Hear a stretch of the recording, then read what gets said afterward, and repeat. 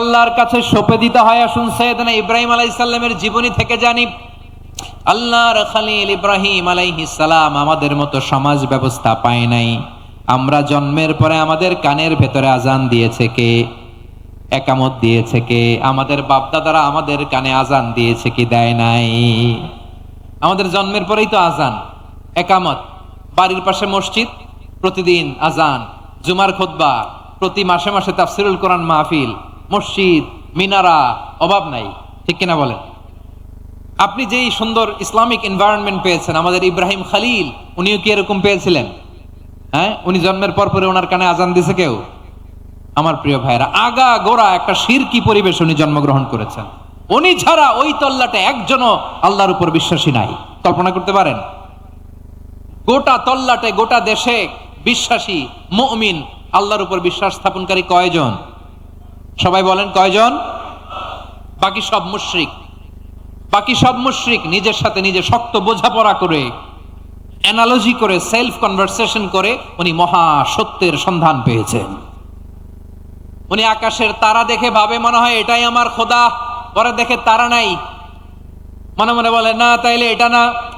আবার চাঁদ দেখে বলে চাঁদটা বড় মায়া লাগে, মনে হয় এটাই আমার রব, পরে দেখে চাঁদও নাই, কয় না এটা না।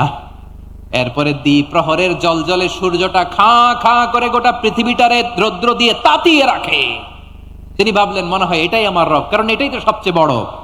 কিন্তু বিকেল বেলা ওই সূর্যটাও যখন চলে যায়, সাইয়েদনা ইব্রাহিম বলে না এটাও তো নাই, আমার খোদা যদি আমারে ছেড়ে চলে যায়, বিপদে পড়লে আমারে উদ্ধার করবে কে? এভাবে নিজের সাথে অ্যানালজি, সেলফ কনভারসেশন করতে করতে করতে তিনি মহা সত্যের সন্ধান পেয়েছেন। সুবহানাল্লাহ পড়েন।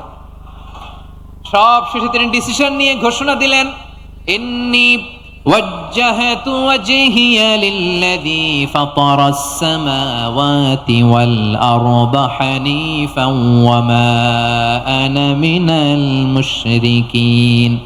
নিশ্চয় আমি এমন সত্তার দিকে মনোনিবেশ করলাম, মুখাপেক্ষী হলাম, যিনি আকাশ বানিয়েছেন, জমিন বানিয়েছেন, আমি মুশরিক নই। সুবহানাল্লাহ। পারতেন? আপনি পারতেন? কেউ নাই, লক্ষ লক্ষ মুশরিক, আপনি একা। ওনার মতো এরকম বিচক্ষণতা দিয়ে আল্লাহরে খুঁজে পাইতে পারতেন আপনি? কি নবী ছিল, আল্লাহকে খুঁজে পেয়েছে। যখন আল্লাহর ইবাদত শুরু করলো, এই কথা ছড়ায় পড়লো চারদিকে। নমরুদ সাইয়েদনা ইব্রাহিমকে ডেকে পাঠালেন। নমরুদ বলে, ইব্রাহিম তুমি নাকি মূর্তির পূজা না করে কোন নতুন রবের ইবাদত করো, কে তোমার রব? সাইয়েদনা ইব্রাহিম বললেন, রব্বি আল্লাযী ইউহয়ী ওয়া ইউমীত, আমি এমন রবের ইবাদত করি যিনি জীবন দেন, যিনি মৃত্যু দেন। নমরুদ বলে, তাই নাকি? তোমার রব জীবন দেয়, মৃত্যু দেয়? আর এটা তো আমি দেই, আমিও তো জীবন দেই, আমিও তো মৃত্যু দেই। সাইয়েদনা ইব্রাহিম বললেন, কেমন করে তুমি জীবন দাও, মৃত্যু দাও, একটু দেখাও তো। নমরুদ জেলখানা থেকে দুজন কয়েদিকে ডেকে আনলো। কয়েদি এনে অর্ডার করলো, একটাকে এখনই শিরোচ্ছেদ, হেড অফ, ডেথ পেনাল্টি, মৃত্যুদণ্ড দেয়া হলো। ফিনকি দিয়ে রক্ত বেরোলো। নমরুদ বলে, দেখো দুজনকে ধরে আনলাম, একজন কয়েদিকে দিলাম ডেথ পেনাল্টি, মৃত্যুদণ্ড, ওরে মৃত্যু দিলাম। আরেকজন যে দাঁড়িয়ে আছে, চাইলে ওরেও আমি মৃত্যুদণ্ড দিতে পারি, কিন্তু না, ওরে আমি দিব না, ওরে আমি বাঁচাইয়া দিলাম, ছেড়ে দিলাম, মানে জীবন দিলাম। দেখো ইব্রাহিম, তোমার চোখের সামনে একজন রে মৃত্যু দিলাম, আরেকজন রে জীবন দিলাম। আপাত দৃষ্টিতে তাই তো, একজন রে তো জীবন দিল, আরেকজন রে মৃত্যু দিল। সাইয়েদনা ইব্রাহিম এবার বিপাকে পড়ে গেলেন। কিন্তু এক একজন নবীকে আল্লাহ এমন উইজডম বিচক্ষণতা দিয়ে এই জমিনে পাঠিয়েছেন, মুহূর্তের মধ্যে আল্লাহর খলিল ইব্রাহিম বললেন, ফাইন্নাল্লাহা ইয়াতি বিশ-শামসি মিনাল মাশরিকি ফাতি বিহা মিনাল মাগরিব ফাবুহিতাল্লাযী কাফার। আল্লাহর খলিল ইব্রাহিম বললেন, নমরুদ বুঝলাম তুমি জীবন দাও, মৃত্যু দাও, দেখলাম, কিন্তু আমার রব, আমার আল্লাহ প্রতিদিন সকালবেলা উষা লগ্নে ওই পূর্ব দিগন্ত থেকে সূর্যটাকে উদিত করেন, সাঁঝের বেলা, বিকেল বেলা, গধূলি লগ্নে, সন্ধ্যা বেলা ওই দ্বিপ্রহরের জল জলে সূর্যটাকে পশ্চিম দিগন্তে ডুবিয়ে দেন।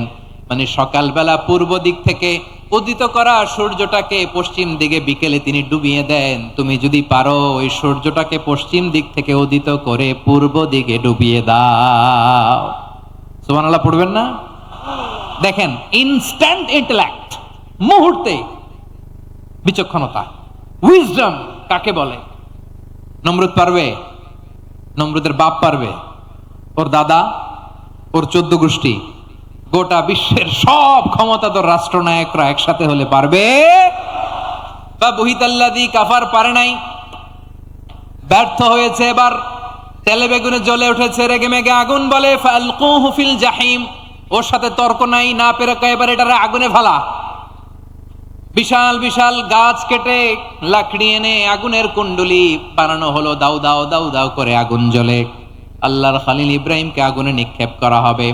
আল্লাহর খলিল সাইয়েদনা ইব্রাহিমের হাতের মধ্যে রশি দিয়ে টাইট করে বাঁধা হলো, পায়ের মধ্যেও টাইট করে রশি দিয়ে বাঁধা হলো। আল্লাহর খলিল ইব্রাহিমকে আগুনের কুণ্ডলির মধ্যে ফেলা হবে।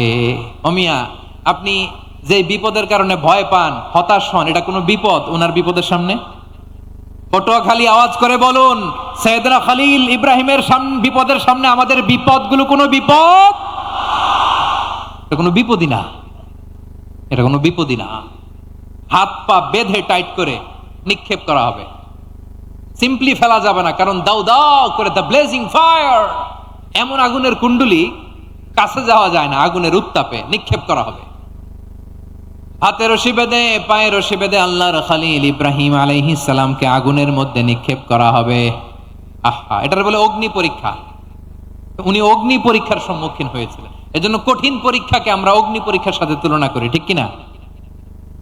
সাইয়েদনা জিবরাইল এসে বললেন, ও আল্লাহর খলিল, ওরা তো আপনার হাতও বেঁধে ফেললো, পাও বেঁধে ফেললো, নড়াচড়ার সুযোগ নাই, বলেন আমি জিবরিল ফেরেশতা আপনার জন্য কি করতে পারি?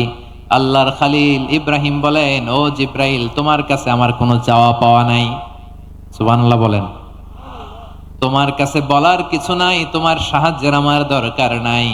সাইয়েদনা ইব্রাহিম আলাইহিস সালামকে হাতে পায়ে রশি বেঁধে, হাত পা বাঁধা অবস্থায় জ্বলন্ত অগ্নিকুণ্ডে যখন নমরুদের দলবল নিক্ষেপ করবে, আল্লাহর খলিল কিভাবে নিজেকে আল্লাহর কাছে সঁপে দিয়েছেন, পটুয়াখালীর ভাইরা খেয়াল করে শুনুন।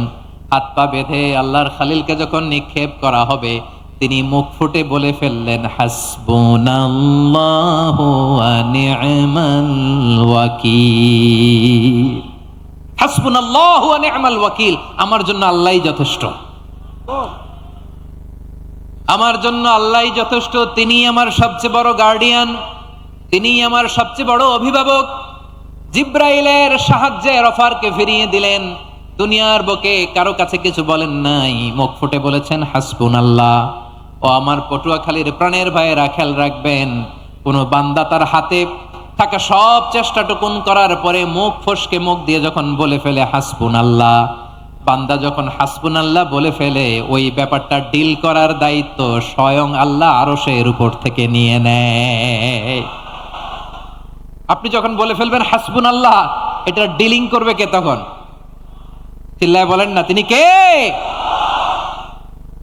বান্দা তার সাধ্যের সবটুকু চেষ্টার পরে নতজানু হয়ে যখন বলবে হাসবুনাল্লাহ, আল্লাহ তুমি আমার জন্য যথেষ্ট, নি'মাল ওয়াকিল, তুমি আমার শ্রেষ্ঠ অভিভাবক, তখন তার কি দরকার না দরকার এটা ডিল করে স্বয়ং আল্লাহ। নিক্ষেপ করা হলো সাইয়েদনা ইব্রাহিমকে অগ্নিকুণ্ডলিতে। হাজার হাজার মানুষের দৃশ্য দেখার জন্য জড়ো হয়েছে এরকম বিশাল ময়দানে। কিন্তু কি অবাক করা ঘটনা, সবাই ভয় পাচ্ছিল, না জানি কি হয়ে যায়। আল্লাহর খলিলকে যখন আগুনের কুণ্ডলিতে নিক্ষেপ করা হয়, আল্লাহর খলিল ইব্রাহিম আগুনের কুণ্ডলীর মধ্যে বসে বসে মানুষগুলোর দিকে তাকিয়ে হাসতে শুরু করে দেয়। কারণ আকাশ থেকে রব্বুল আলামিন স্পেশাল ভার্ডিক্ট নাজিল করেছেন, স্পেশাল হুকুম জারি করেছেন, কুলনা ইয়া নারু কুনি বারদান ওয়া সালামান আলা ইব্রাহিম। ও আগুন, খবরদার, সৃষ্টির শুরু থেকে তোকে একটা ধর্ম আমি বাতলে দিয়েছিলাম, তোর ধর্ম, আগুনের ধর্ম হলো যা পাবে জ্বালিয়ে সারখার করবে। আল্লাহ বলল, আগুন, তোর ধর্ম দিয়েছিলাম, তুই সব জ্বালিয়ে পুড়িয়ে সারখার করে দিবি, কিন্তু ক্ষণিকের জন্য আমি তোর জ্বালিয়ে দেওয়ার ক্ষমতাটাকে কেড়ে নিলাম। জ্বালিয়ে ভস্ম করে দেওয়ার ক্ষমতা আমি কেড়ে নিলাম। কুনি বারদান, ঠান্ডা হয়ে যা, কিন্তু এত বেশি ঠান্ডা হবি না আবার আমার ইব্রাহিমের জন্য সর্দি লেগে না যায়। সুবহানাল্লাহ, এত আসতে বললে হবে? কুনি বারদান, বারদ মানে বরফ, ঠান্ডা। ঠান্ডা হ, কিন্তু এত ঠান্ডা হবি না যাতে আমার ইব্রাহিমের কষ্ট হয়। আগুন বলে, আল্লাহ একবার বললা ঠান্ডা হ, আবার বলো এত ঠান্ডা হবি না যাতে খালিলের সর্দি না লাগে। কেমন ঠান্ডা হব, কেমন এনভায়রনমেন্ট তৈরি করে দেব বলো।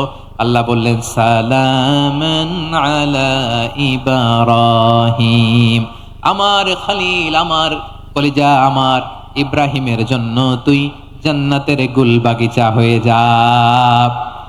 ও ভাই, নবী মুসার মতো ঈমান হলে রাস্তা হবে সাগর জলে, নবী ইউসুফের মতন ঈমান হলে একে একে দরজা খোলে।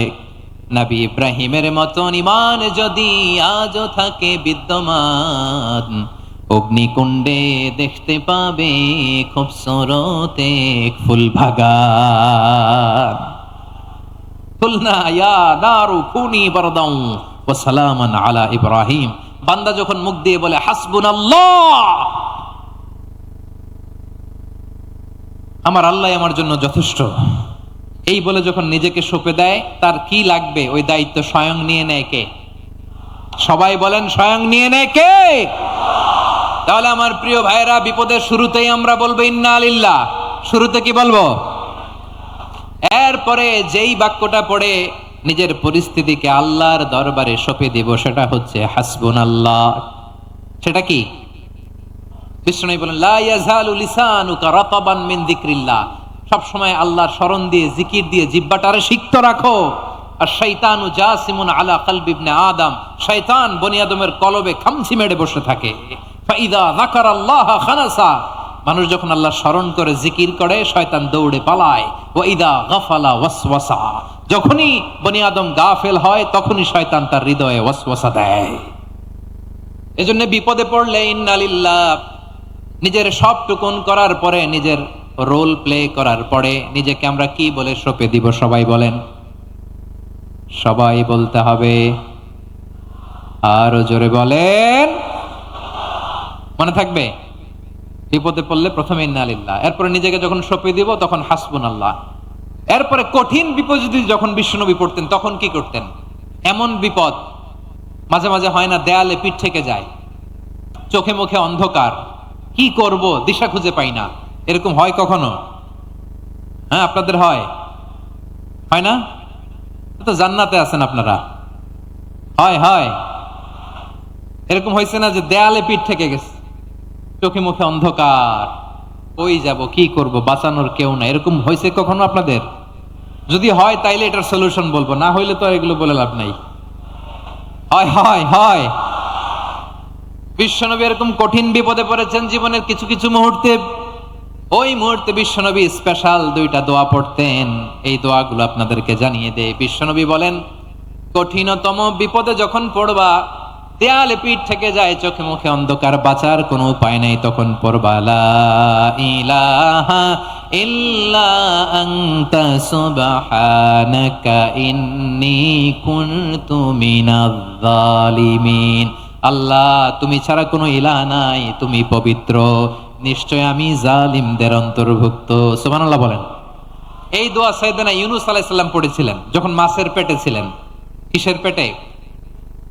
এবং অনেক মুফাসসিরিন একরাম বলেছেন, অনেক আহলুল ইলমরা বলেছেন, এটা হচ্ছে ইসমে আজম। ইসমে আজম এমন দোয়া যেটা দিয়ে দোয়া করলে আল্লাহ দোয়া কবুল করে, কিন্তু এটা কোনটা, এটা নিয়ে ইখতিলাফ আছে। কোন আহলুল ইলম বলেন এই লা ইলাহা ইল্লা আনতা সুবহানাকা ইন্নী কুনতু মিনাজ জালিমিন, এটা হচ্ছে ইসমে আজম। সাইয়েদনা ইউনূস আলাইহিস সালাম পড়েছেন। আপনারা পড়েননি? তুফান হইলে পড়েন না? আমাদের এলাকায়